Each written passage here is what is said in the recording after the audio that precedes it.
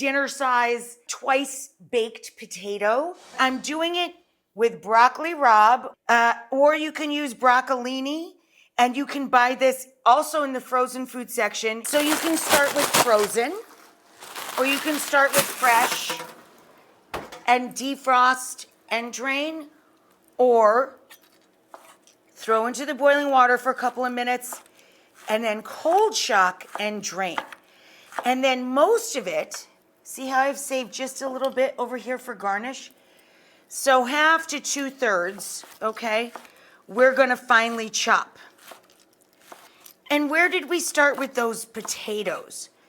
Well, I bought the 4 largest, heaviest russets in the bin, and you roast them for about an hour or a little more, depending on their size, until they're tender. Then you let them cool, and I leave the skin on. I give it a good scrub.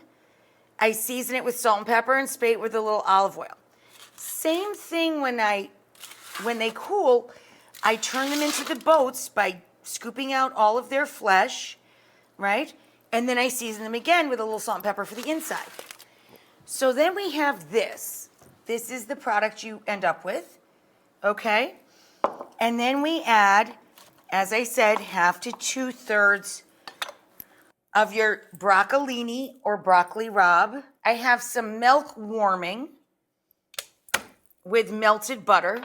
And I'm gonna add to that a little crushed garlic. Gonna drop that right in. So this is 1/2 and 1/2.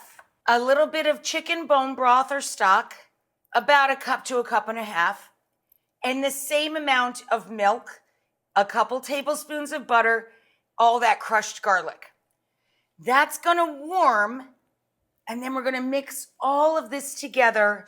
Okay, guys, so I'm taking this really fragrant, garlicky, hot milk and stock and garlic mixture and adding it to our potatoes. And we're gonna start mixing this in, and this all depends on the size of the potatoes you buy. So don't put all of the liquid in. We need to go step by step, piano piano, in little stages, because it depends on the size of your potatoes, how much filling. Now we're gonna start adding the cheeses, plural. The first one is any soft cheese you like. I bought a 5.4 ounce piece of or portion of Boursin, okay? Alouette is another brand. There's a lot of brands. You can use a goat cheese with herbs and garlic, anything you like.